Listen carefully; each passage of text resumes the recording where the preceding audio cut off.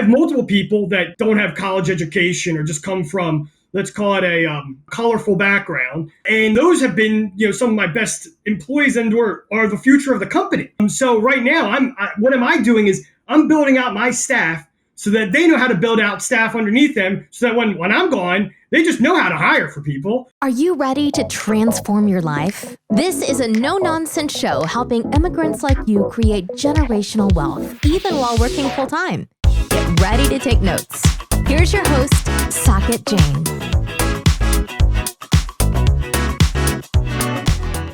Welcome back, my Great to Wealth listeners. Today we have the pleasure to talk to Michael. I'm going to butcher his last name, even though he just told me. Bonadies. It's good. Okay, all right. I get a thumbs up from him for those of you who are listening to in the audio version. It's Mike has an interesting background. That's a lot of different things he has done. He has his hand in a lot of different things. He manages over 850 properties right now, 50 of his own and rest for others. He has a sheep farm, and we were talking about. It's kind of like funny how different people do different things. That's what I love about being a podcast host, that you get to learn so much. And hopefully, as my listeners, you're drawing value out of these episodes as well. Because what we're going to have a conversation about Mike and his inspiration and what led him to do a lot of different things, what he did. I mean, you know the journey that we always take as a listener. Nothing new. Mike, welcome to my Great to Wealth show, buddy. How are you? Hey, Saket, thanks for having me on the podcast. I'm really looking forward to today's conversation. Same here, Mike. Mike, so before we get into your story, tell us, what do you think when you hear the term migrate to wealth? Migrate to wealth, that probably, and I'm going into this a bit blind to be transparent to your listeners. Perfect. I didn't give you any heads up. I'm thinking of probably first generation immigrants that are coming over and trying to build something in wherever they're moving to. It exactly is, right? Kind of like, I think we define the word wealth a little bit more holistic. It's not just money. And it is first and second generation immigrant that we're focusing on.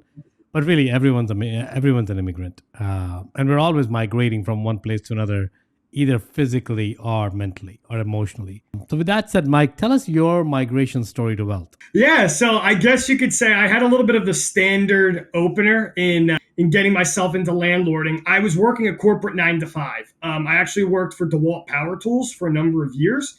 And I was in the let's call it where finance and sales hit each other, like we'll call it the commercialization department. In that department, we had a wheel and deal. We were making deals with Home Depot, Lowe's, etc. And we were figuring out price points for different items and making a deal with them how to get our products sold or in the line of one of these retail stores.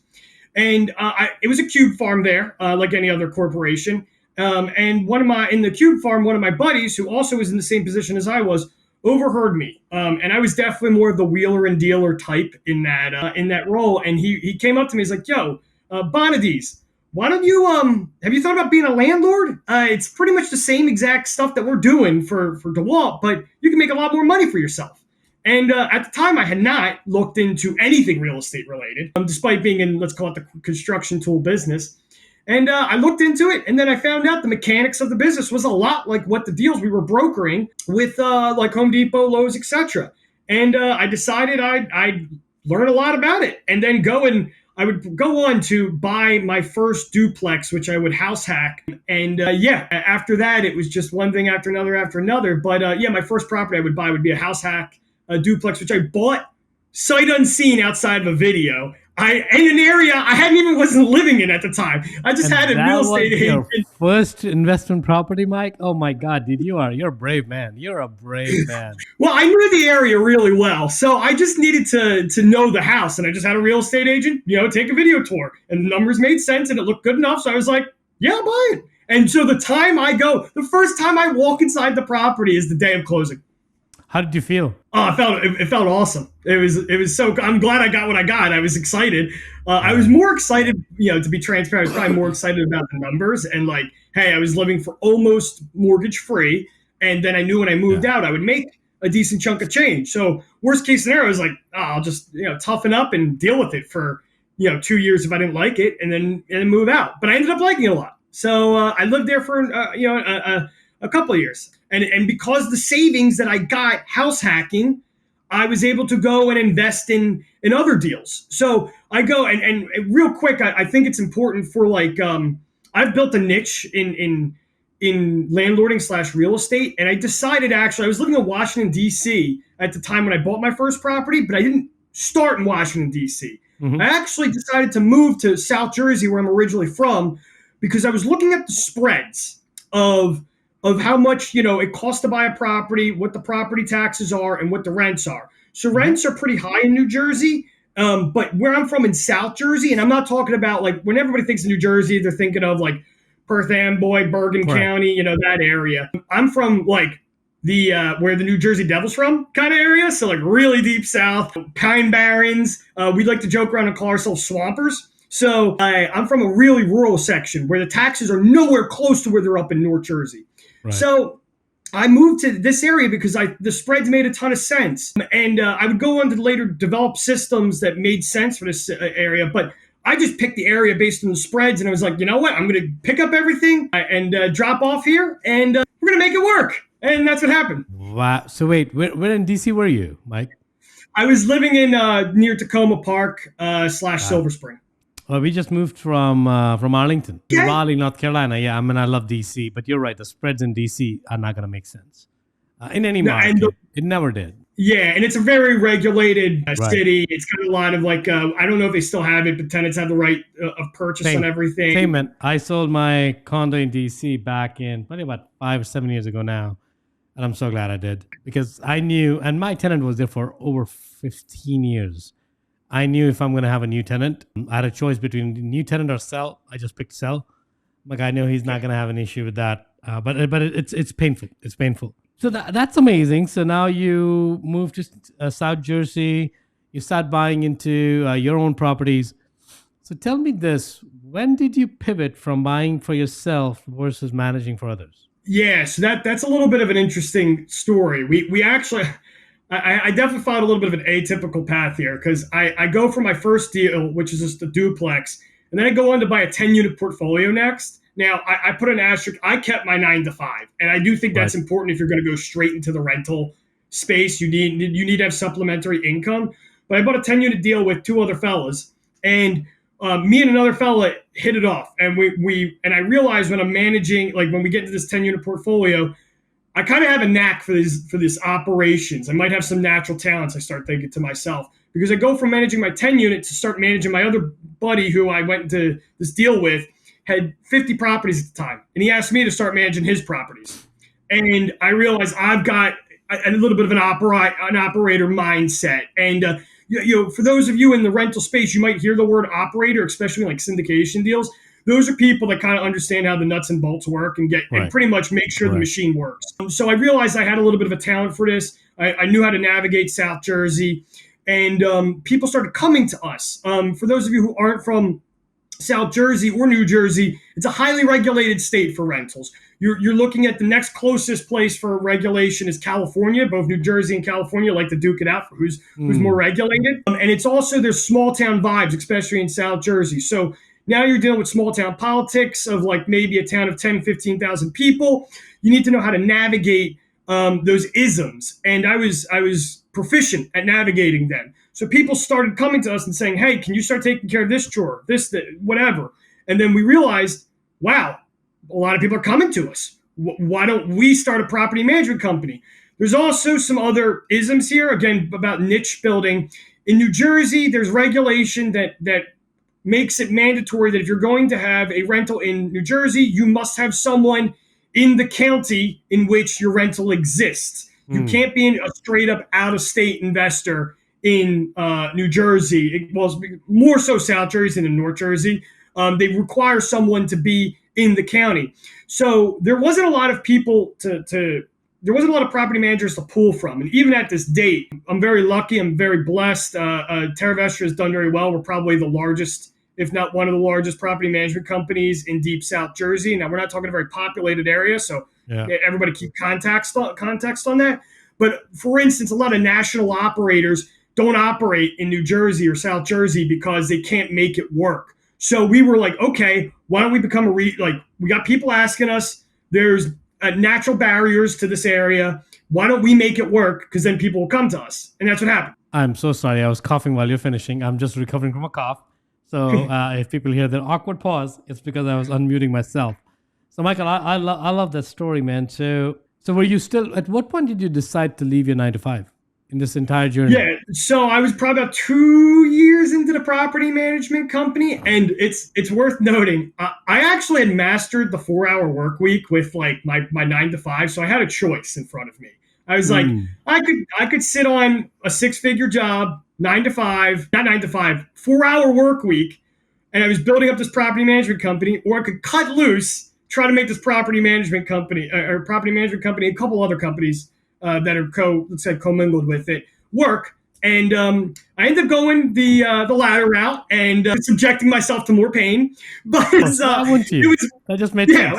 It was well worth it. So I actually landed this big contract with what would become one of our largest clients in property management. And when we landed it, I had enough runway in my personal bank account for like 6 months. So I was like, you know what? I was in my 20s at the time, my late 20s. Let's give this a shot. And I got 6 months to make it work. And if it doesn't work out, I'll just go back to 9 to 5.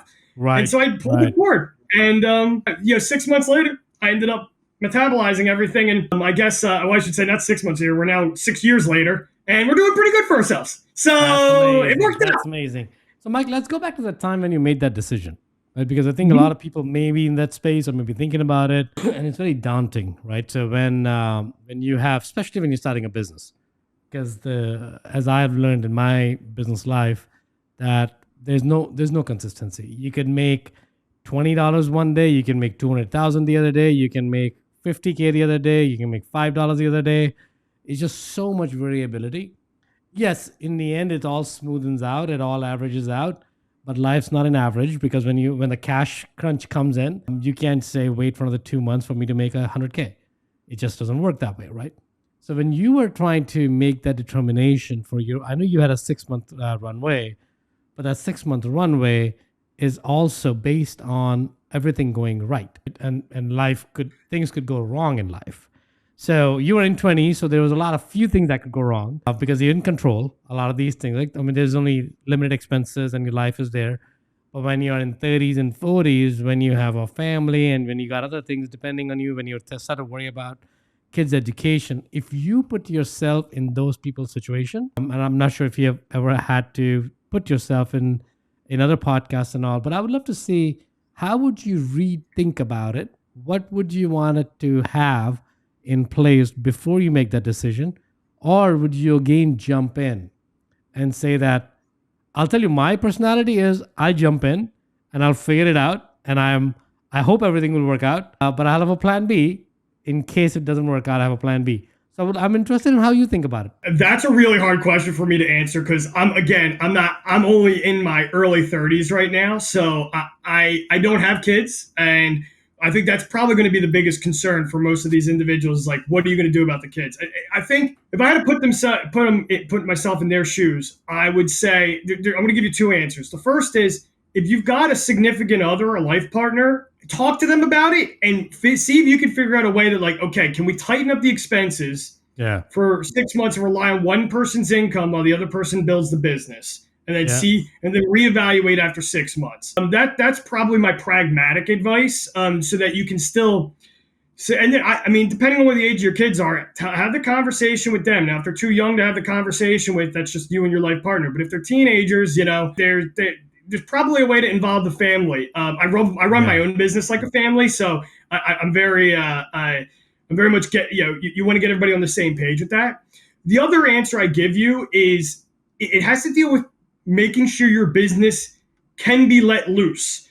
There is definitely a tendency for people to romanticize burning the boats, and burning the bridge and going off for it. While I did do that, let me tell you, I ran the business for 2 years first, and I made sure all the bills were getting paid for. Yeah. And my number one advice, in fact, it's funny because my P&L came in today from my on-staff accountant. Your P&L should look boring as hell. But if you have a really well-ran business, your P&L is going to look super boring. The numbers are barely going to change. It's going to step up little by little. And Yeah. a boring business is a good functioning business. If you've got inbounds and outbounds that are out the wazoo, or if you got 1 month showing negative, another month showing positive, another month showing negative, you're probably not ready to cut loose on that business. Yeah. And that's you're hearing a lot of. I used to manage P&Ls with DeWalt, and you're hearing that translate over. I just translated that over to landlording. I think your business should be boring, and all the staff, their wages should be at least self-sustaining in the business. When I cut ties with my 9 to 5, that was a personal decision on my own income. It wasn't my staff's. Like my staff's income was not in jeopardy at the time. Yeah. So I just worked double duty that entire time. Again, I know that's not a luxury afforded to everyone, especially if you're in your 30s and 40s and you've got a family. But I think you have to, at that point, like I said, you have to involve your life partner. At that point, Yeah. say, hey, what are we going to try to do this together? And this is the potential. You're going to make a decision of, okay, potential hardships for the next 2 to 3 to 4 years for a lot of outcome or a lot of upside later on, or you say, I don't know if I have it in me, or if I want these potential strong hardships for 3 to 4 years for Sure. in my life. So that's how I think. And it takes a while to stabilize a business. It took me a long time to recover, and I know other people can do it faster, but for me, I'm just Hey, speaking for what I went through a number of years. You've done a phenomenally well, Mike. Mike, so for you, I know you had a 6-month runway, right? So you said that if it doesn't work in 6 months, how did you define it doesn't work or it does work? What was your metric? Oh, I wanted to recover what I was making, and like I wanted to make sure that I think I don't remember the exact metric I used. I want to say it was like 60% of what my income was at the time of when I quit. I was making 6 figures, so that was already decent, income. So if I'm making like 60 G's a year as a non-married dude, like I'm living all right. Like if my bills aren't paid for and I'm making 60 grand a year, I'm screwing up somewhere. Yeah, So definitely. yes. So that's how I looked at it. I looked at it as like, hey, am I able to take draws? And again, I have a very property management's a very monthly cycle based business. You Right. kind of have consistency there. I built in draws right off the rip. So I paid myself a draw every single month, and it either worked or it didn't. And then I increased that draw over time. I don't do the it's kind of like that profit first mentality, though I'm not a believer of profit first. You want to make sure that you're baking in draws, because additionally, if you build the business right, you should build yourself out of the business. So my draws later become the salary of whoever takes over, and then I should be making more money on top of that, right? So if you think about how the business should run in the future, if you plan to put the framework in now, it'll regurgitate itself. And I love, Mike, what you just said, because I think, and you said a few different things. So I'm going to try and synthesize that in a way that makes sense to me. So I think part of that is you said that a boring business is a great business, right? Which makes a lot of sense, because if the business has a lot of variability, you're doing something that's either in the business that has a lot of variability and you have to accept it. But most businesses are boring, at least if they're revenue producing. Even the big corporations, those businesses are boring. And what you want to do is, what you said very, very, very eloquently, is that you are trying to work yourself out of the business so that you can be replaced by somebody else. And I think a lot of people look at it incorrectly, because they think that they're going to go sit on a beach and drink Mai Tais and that's all they want to do. But I think it's really the case of, as an entrepreneur, you're not a manager, you're not an operator, you're an entrepreneur, which by definition, you're going to figure out how to grow this business disproportionately in your favor, right? So the boring pieces, somebody else can take care of. Now you think about another line of business, then you think another line of business, then you think another line of business, and you're busy where you need to be busy. So that doesn't mean your life's boring. All that means is you've built in some aspects of your business, you've built predictability, because you need to do that, because people that are working, you can't tell them, I'm going to pay you 6 months later. Just trust me, you're going to get paid. It doesn't work. You will have no team, right? And for those of you who have never tried it, try doing that for 2 months. You'll realize your team is not that loyal to you anymore, because they have to pay bills, right? It just doesn't work. So Mike, as you have built predictability and as you have tried to now wean yourself out of these day-to-day jobs for property management, How are you growing the business? What are the different aspects that you're looking into? Yeah, so I'm a big. There's a couple ways we can tackle this. I really enjoy building out my team in their personal development. Yeah. So, like right now, it was funny when I first started the company. I was like, oh man, I might have people like I might have employees of myself that will directly hire. And I managed people before I got into my own business, but it's definitely different to be the owner of the business and have the Yeah. employee versus being a manager for like a corporation. It's Correct. different. So at first I was like, I have, it was going to blow my mind if I had my own employees. Then I went to go on and have my own employees. Then my own employees have their employees. Then my own employees have employees that have employees. And I'm like, whoa, this is now, I really enjoy building up my high-end management staff. I like building up everybody, but the guys that,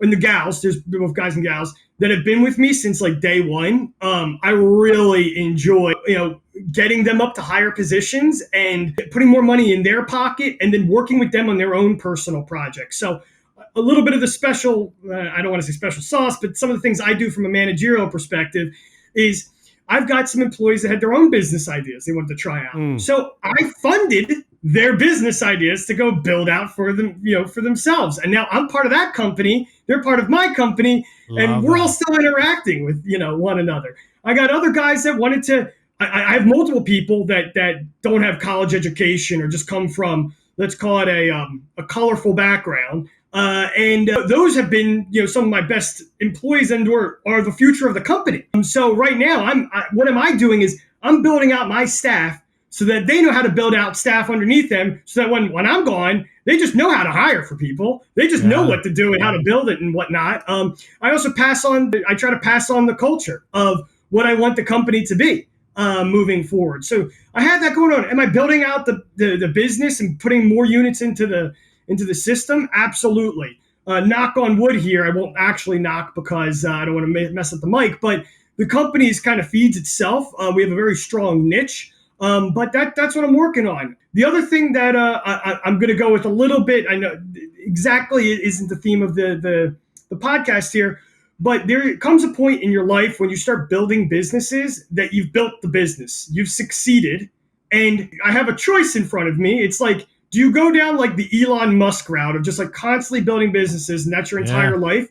Or do you go down the route of, well, I'm satisfied monetarily wise. What are the things that I wanted to do as a person, not so much as just an entrepreneur? So that's the life choice. I don't have the answer to that. That's the life choice in front of me, but that's the things that I'm working on. No, that's amazing. And I'm glad you said that, because I think the theme of our show is not about money.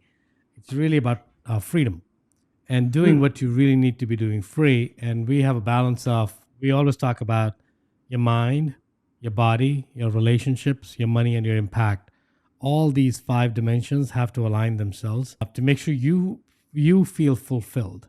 Because if you have the money, but you don't have the mindset of a wealthy person, then you're not, or your relationships are not there, or your impact, your purpose is not there. Like you said it beautifully.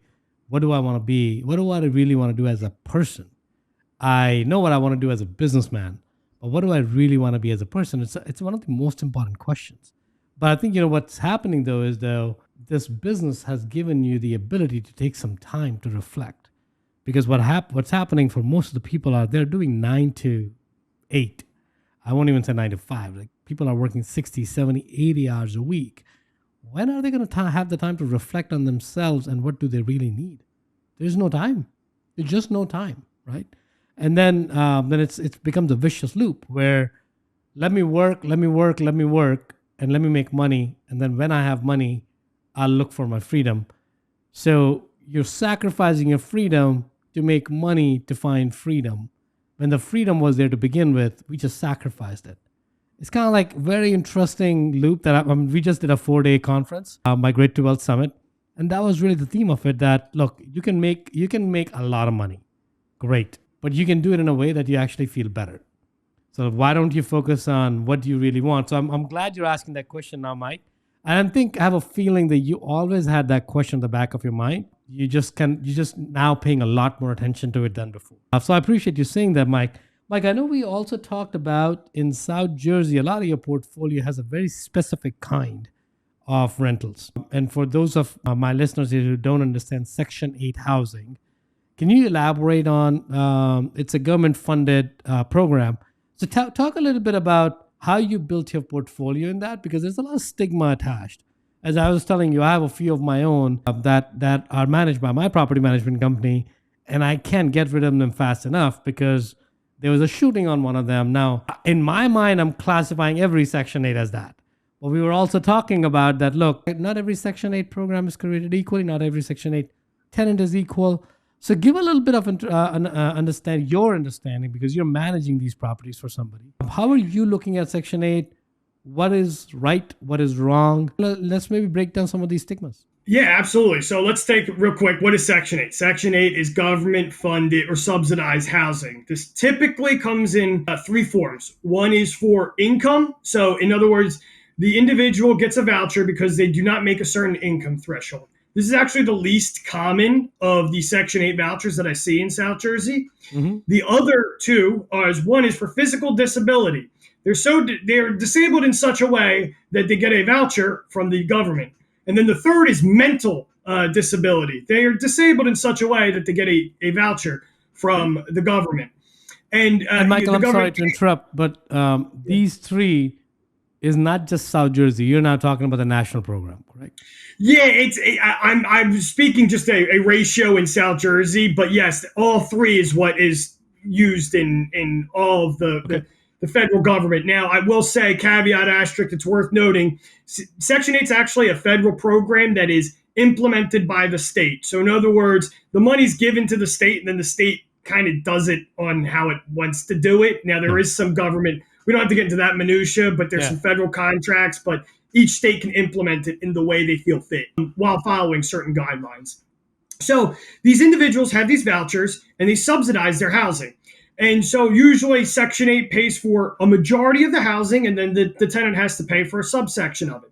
Now, Section 8 gets the reputation of being part of the hood, right? Because that's where you tend to see a lot of it. You're in these bad areas, a lot of crime. Tenants don't keep good care of the units. I actually would venture to say that is not correct. That's probably just a stereotype of it. If you look at, and again, I'm going to try to context certain things. So if you look at Section 8 pre 1 year ago, let's call it 2022 in New Jersey, Section 8 vouchers were gold. It was gold. Once you got the voucher, it took you multiple years to get the voucher, and you did whatever it took to keep that voucher. Because once you get kicked off, you're done for life for the most part. So tenants would do what was needed to keep the voucher intact and everybody satisfied. That changed a little bit in 2022 because New Jersey released a bunch more, but we don't have to get into that. Another thing worth noting is, let's say we're going to have a tenant. If I'm going to take a subsection of tenants, of Section 8 tenants, I would say about 9 out of 10 of them are great tenants, and then you get one bad apple that exists in the mix. But what's worth noting about Section 8 and why landlords do it is it's a higher margin business.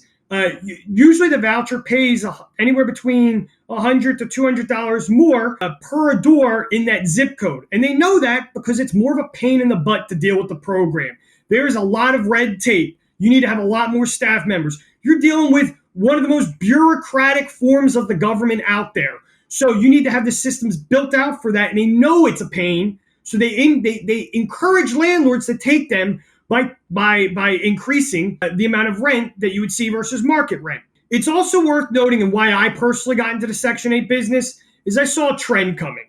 And this trend, sadly, is coming true. I don't want it to be true, but it's coming true. There are two types of people that can currently pay for rentals in New Jersey.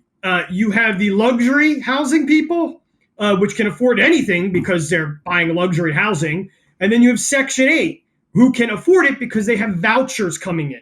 Right. The increase of supplying housing in New Jersey has increased quite a bit over the last couple of years, especially with the COVID regulations. And there's other things happening way before that too that are kind of causing this to snowball further. The blue collar, middle America housing for rentals is kind of evaporating, specifically in New Jersey. I can't speak for the rest of the nation, where you've got these people that can maybe afford a 3-bedroom on $1,400, maybe $1,600 a month, and 3 beds realistically need to be going for, based on how much it costs to supply them, anywhere between $1,750 to $1,950, right? So we've got this disconnect occurring where the cost of supply housing doesn't make sense to middle America. So I saw all this happening, and I'm like, well, we have to get into the Section 8 space because voucher counts are going to increase. And lo and behold, last year, New Jersey released something, I think it was 20,000 new vouchers out into the system. So, I personally think there's an economic trend to go inside of Section 8. So I know I just gave you a ton of information. I'll let you beat that up. This is actually very good, because I think it's most people. I think it goes without even saying any further that a lot of us make judgments based on lack of understanding. Right? That Section 8 is one thing, real estate investing is another, being in corporate job is another, being a business is another. We make a lot of these judgment calls based on incomplete information. So part of that is what you just told us is it's really a lot. I don't think a lot of people even know there are 3 different types of subsection within Section 8, which is income-based, physical disability, and mental disability. Most people may not even know that, right? And you could look at Section 8 and classify yourself into subsections within there to see if there's one that resonates better for you and with you, to make sure you can embark on the journey. But also, it's more important is each state is going to have different way of managing Section 8, right? So maybe it's working great for Mike in South Jersey, but maybe North Carolina is not. I'm not saying it is or it isn't, but maybe it's not the right place for Section 8, right? Maybe somewhere else it is. So you have to also think about it as, don't make blanket statement that, hey, real estate is not for everyone, or housing market is crashing, or this is happening, or that is happening. Excuse me. You have to really pay attention to what's your target audience, right? In Mike's case, it was affordable housing, which is the service offering he's building around. For that, Section 8 worked great. And it's unfortunate that the number of Section 8 housing is increasing. But where we are, given inflation and everything else, and this business cycle, the economic cycle we're in, it's not going to change, right? At least in the near future. Hopefully it changes. And I'm sure Mike, even though his business is coming from there, he would hope that it changes. But the reality is that chances are it's not going to move in favorable direction anytime soon. But it's also at that point, that means that those individuals need housing and the government cannot provide housing. So somebody has to provide accommodation for folks who are in as part of the Section 8 housing. And there's nothing wrong in making money if you're able to sustain that. I mean, to your point, Mike, the state is offering you $100, $200 more than market rent. So they already understand it's hard to work with this. Now, that's unfortunate. They say that they can't fix the bureaucracy because they won't. And they could pay $100 less because they're bringing consistency. That's such a bizarre way of doing things, but it's fine. It is what it is. That, hey, we won't make it more efficient and make you charge less rent, but we're not going to make it more painful for you and just we'll give you $100, $200 extra. It's just insane. So, Mike, I love what you just said, and thank you for going deep into that. So, where do you see it happening if somebody were to delve into Section 8 housing as their business offering or their portfolio? How can they learn more about it? And where are there resources available, or maybe you have developed some resources? Where can they learn more? Yeah, so this is probably the $1 million question because it's almost exclusively tribal knowledge, which is nuts to say. It's such a large program that is carried out federally, has almost no resources going for it. And that's really the truth. At least in South Jersey, it's almost exclusively ran by, the knowledge is held between a handful of people. And we talk to each other and try to help each other out. There's not really a strong way to go about it. My suggestion is to join a local RIA, which is a Real Estate Investors Association. There, you're going to probably find a cranky old man or woman who's a landlord, who's been a landlord for many years. Yeah. They're probably your best knowledge source. I certainly did that with my RIA, and then I just learned as I went. There's definitely a bit of relationship building that occurs in Section 8. Now, this is harder to pull off in large cities where you are competing with 1,000 other landlords. I am not competing with 1,000 other landlords. So I can just walk into the Section 8 office and build relationships over time.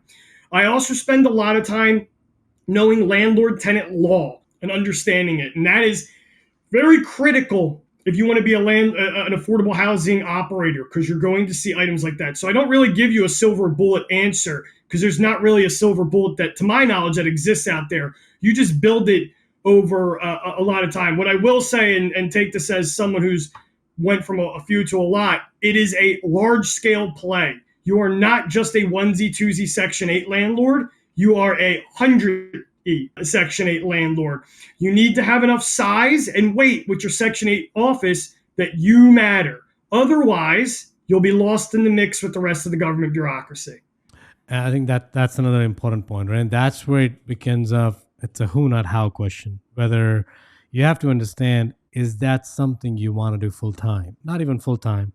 That if you're only going to build 2 or 3 or 4 portfolio property, just like myself, I don't think I had it in me for what Mike did. And kudos to Mike for doing that. I grew up in India and I know what bureaucracy means. And I didn't want to do that again. I'm like, I've spent a lot of years of my life dealing with that. I don't want to deal in that business. And for me, it was a conscious decision that I don't want to grow it. But if you're only wanting to do 4 or 5 properties, maybe you're better off in finding someone like Mike in the area that you want to, in the market that you want to explore. And every market has Section 8 type of offering. And in some states have even more coupons, more programs in Section 8. So you want to explore that. But if you are one of the brave hearts, they want to build 100, 200, 300 unit property and portfolio, then you want to take a look at, learn, and partnering with somebody like Mike was talking about. Go to your local RIA. And if you don't know what a RIA is, you want to ask yourself a question. Do you really want to go into Section 8 housing, or do you want to first understand what a RIA is? RIA, for those who are uninitiated, it's really Real Estate Investment Association. REIA, RIA, right? It's where a lot of group of local, every RIA has, every state, every city has a chapter of RIA where local investors meet up, they have meetings, they have sessions, they have resources available to you. It's not a lot to join. So I would definitely welcome you all to explore that. If you haven't joined your local RIA yet, and real estate is one of the passions for you, either active or passive, it doesn't really matter. As for, even if you're a passive investor, you should still join the local RIA, because the resources you get there are going to be in. But beyond that, maybe you find somebody, an old man or an old woman who is a grumpy old man or old woman. I'm going to use Mike's words, where they have the understanding, they have the knowledge, and they want to pass on because their kids may not want to take it now. Right? Or they may have a life situation and they're willing to be your mentors or partners, and you can learn from them and you have a good start. Like, remember in Mike's story, Mike had a great start because although he started with duplex and then 10, but he got the next 50 right away because he had the right partner, right? And that helped him scale his operations and build an offering around it. But if you're buying one property at a time, it's going to take a long time. Especially the market we're in right now, right, where properties are expensive. Depending on which market you're in, they're seeing some corrections, but not a huge, not a nationally prevalent phenomena yet. But it's hard to scale. Even if the market is crappy, it's hard to scale, especially at 850 units right now, right? To become Mike, it took a long time, took a lot of effort, took a lot of relationships, right? So don't just directly jump into Section 8. Section 8 is a great program if you're doing it correctly. So either partner with somebody or do it yourself, but do it with full understanding of what is involved in running a Section 8. Mike, did I summarize it properly? Did I miss anything? No, and you hit a key part, which is get partners. This is I don't want to use the cliche, but it is a team sport, right. And you need partners. So no, you nailed it perfectly.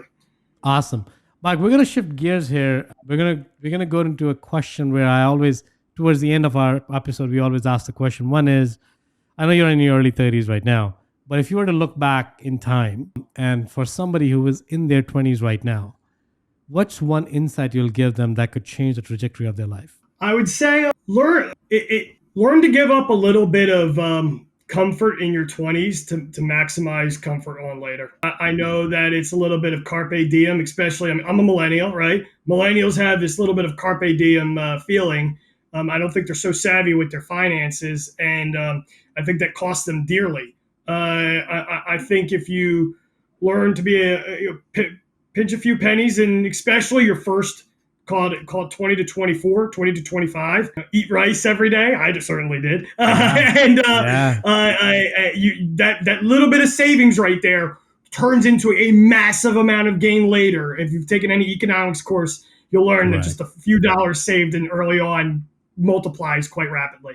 No, I love the mic, because I think part of that is that if you're starting in your 20s, you also have less responsibilities, right? And the only person that you're taking risk for is you. But as we progress through life, most of us start to have families in late 20s, early 30s, late 30s. We're going to start having families. We're going to start with a significant other. And at that point, even if you are ready to take a risk, you have somebody else to factor into your decision, right? And they may not remember, go back to our initial conversation, whether talk to your significant other. Are we ready to do that? What if their answer is no? What are you going to do, right? You have two choices at that point: get rid of that person or try to convince them. But now you have an extra friction point. But if you're in early 20s, you decide to eat rice, you decide to eat rice. The other person doesn't, there is no other person that matters, right? So I love that. I think this is a very important, and I think that goes not just for money. It actually goes to even taking risks about if you were to start a business, or if you were to take a job that you thought you're not qualified for. Take that risk early on, so that later on you don't have to take those many risks. Your life is a little bit on a different trajectory. So I love that. Michael, second question. It's going to be a little bit deeper question. Where do you feel when you reflect, because you're interacting with now 850 families at the very least, and they're all in different stratosphere, right? Kind of like different reasons for them to come to you. When you reflect on them and their life and stories they're telling, even either directly or through your employees, where do you feel there's a gap in the humanity right now? Whoa, that's a deep question right there. All right, I'm going to give a very American-centric answer here because I think it's different. And I've spent, as someone who's lived in different countries around the world, I would say America has lost its cultural cohesion. We've lost all of our daily rituals and the things that bind us together. Yes, there's reasons why we've almost given it all up for independence and to be, to say you can do anything. Well, that's true, but you should do it still within the context of your culture and of your community. We have no community. As I look at the people I interact with, I feel that there's no longer a place where our community is evaporating, and it deeply saddens me. So it's tragic that that's happening. But I think if we find a way to bring back the daily rituals, to not automatically say, "Hey, I'm going to sue you," or try to automatically go to litigation, to talk to someone, to have a mutual, even if you don't agree with that person, to mutually, let's say, agree to disagree, to have some kind of civil discourse. I think that would go a far way. Mike, this is great, man. I love that answer. Cultural cohesion, which is, I think, building the community. It's all about building the community, building your tribe, right? Because tribe's the only thing that keeps you sane, because everyone has a crazy life. So I appreciate that. So thank you again for that, Mike. Mike, as we wrap up the interview here, where can our listeners find you if they want to learn more about you, your programs and stuff like that? What do you offer, and maybe work with you? Yeah, absolutely. I'm sure it'll be in the show notes if you guys have it, but we have a website for property management. It's www.terravestrapropertymanagement.com. I know that's a mouthful, but it's TERRAVESTRA propertymanagement.com. And then you can also, I'm open for emails. Email's the best way to do it. And I'll give you my email. It's mbonadies@tvpm.info. Feel free to email me if you guys have an idea. Awesome, Mike. This is great, man. Thank you again for doing that. We will include these links in the show notes so that everyone has access to you. And Mike, thank you again for coming on the show. Appreciate it. Thank you for all the listeners for joining. If you're hearing this part of the conversation, that means you stayed through it. So kudos to you. Congratulations to you. Hopefully you got some insights that you can implement in your life right away. Our goal is to make sure the insights you drive here pushes towards action, not just knowledge.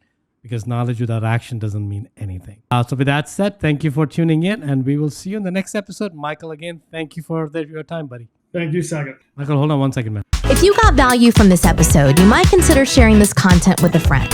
But most importantly, be sure to take action on what you've learned.